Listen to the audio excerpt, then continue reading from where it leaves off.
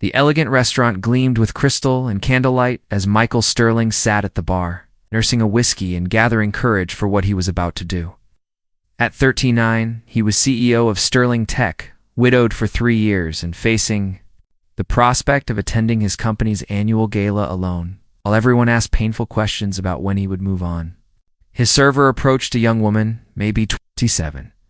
Blonde hair pulled back professionally, wearing the restaurant's signature red and navy uniform.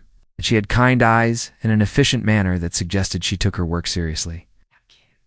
"I get you anything else, sir?" she asked, clearing his empty plate. Michael made a decision that surprised even himself. "Actually, I have an unusual request. Please feel free to say no, this is going to sound absolutely insane." The server looked wary, but curious. "Okay, I need a date for my company gala tomorrow night. It's a formal event, about 4 hours, completely public and safe. I'm willing to pay $1,000 for your time if you're willing to attend as my +1. He pulled out his business card and a stack of bills. "I know this sounds suspicious, but I promise it's exactly what it sounds like. Nothing inappropriate. Just needing someone to help me get through an event I'm dreading." The server, her name tag, read Emma, stared at the money, then at him. "Why would you pay someone to be your date?" "'Cause I'm a widower, and my company expects me to bring someone. So I'm tired of pitying looks and questions about my love life. 'Cause hiring someone is easier than actually dating when I'm not ready for that yet."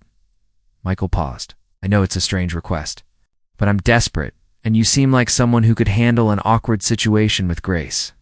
Emma was quiet for a long moment. $1,000 for 4 hours? Plus I'll provide appropriate formal wear if needed. All you have to do is smile, make polite conversation, and help me avoid awkward questions about being single. This isn't some pretty woman situation where you're going to try something inappropriate. Absolutely not. I can provide references. Have a friend of yours wait outside the venue, whatever makes you comfortable. This is purely a business arrangement to help me survive a work event. Emma looked at the money. $1,000 would cover her car, payment, groceries, and utilities with money to spare.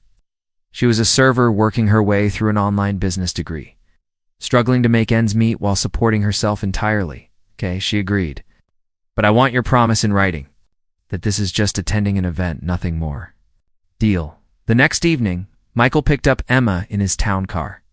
She wore an elegant navy dress he had sent over, tasteful, professional, perfect for the occasion. She looked nervous but determined. "Ground rules," Emma said as they drove. "We met through a mutual friend 3 months ago. We're casually dating, seeing where it goes. I work in hospitality, which is true, and I'm finishing my business degree, also true. Keep answers vague, smile a lot, and I'll follow your lead." "Perfect. And Emma, thank you. I know this is strange, but I appreciate you helping me through." This, at the gala, Michael's colleagues were immediately curious about his date. Emma handled their questions with practiced ease, striking the perfect balance between friendly and reserved. She asked Michael's coworkers about their work, remembered names, and made conversation naturally, despite clearly being out of her usual element. But something unexpected happened. As the evening progressed, Michael found himself actually enjoying Emma's company. She was funny, perceptive, and had a groundedness that his usual corporate circle lacked. When his business partner made a veiled comment about Michael finally moving on, Kema handled it with grace that impressed even Michael. "Can I tell you something?" Kema said during a quiet moment. "You're better at this than anyone I actually dated before my wife died. You read people well, you're kind without being obsequious, and you make this tolerable." "That's because I have no agenda," Emma said honestly. "I'm not trying to impress your colleagues or position myself for anything. I'm just here to do a job, which paradoxically makes me better at it." After the gala, as Michael drove Emma home, they talked honestly for the first time. "Can I ask what happened to your wife?" Emma asked gently. "Cancer, fast and brutal. She was 34. We had been married 8 years. Michael's voice was quiet. "Everyone tells me I should start dating again, that she would want me to be happy, but I'm not ready. Hiring you was easier than facing the reality that I'm still grieving. There's no timeline for grief," Emma said. "Anyone who tells you when you should move on is being cruel, even if they think they're being helpful. Thank you for understanding that." Michael pulled up to Emma's modest apartment building. And thank you for tonight. You were perfect. Thank you for the $1,000. You literally saved me from having to choose between my car payment and groceries. Emma smiled. Good luck with the moving on thing. Do it when you're ready, not when they expect you to. Over the following weeks, Michael found himself thinking about Emma more than he expected. Not romantically, he wasn't ready for that, but as someone who had shown him unexpected kindness and understanding. When he needed a +1 for another event, he called her again, then another. What started as hired companionship became genuine friendship. My colleagues think we're actually dating, Michael told Emma after the third event. They keep asking when it's getting serious. What do you tell them? Emma asked. We're taking it slow. Which is true in a weird way. We are building something, just not what they think. Michael paused. Emma, can I be honest? You've become one of my closest friends. These events that I used to dread are actually enjoyable because you're there. I'm not paying you to be my friend, I'm paying you to attend events.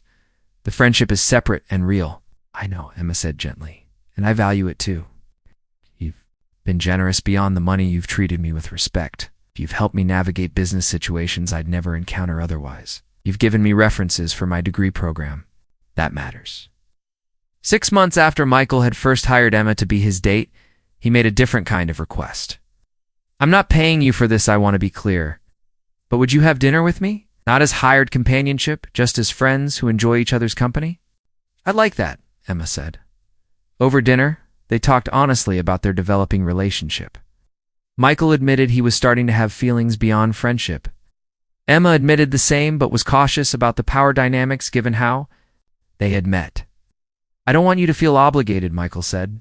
The money was always just for attending events. His feelings are real and separate from that arrangement. No. But we need to be honest about how this started with you paying me. That complicates things. Emma looked at him seriously. If we're going to explore this, we need to end the business arrangement first.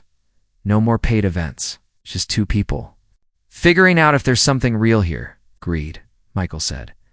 No more payment, just us. 1 year after Michael had offered Emma $1,000 to be his date, proposed not at a fancy venue, but at the restaurant where Emma had been working when they first met. I hired you to help me survive events I was dreading. You did. That and so much more. You helped me remember how to connect with people, how to laugh again, how to consider the possibility of moving forward without forgetting my past.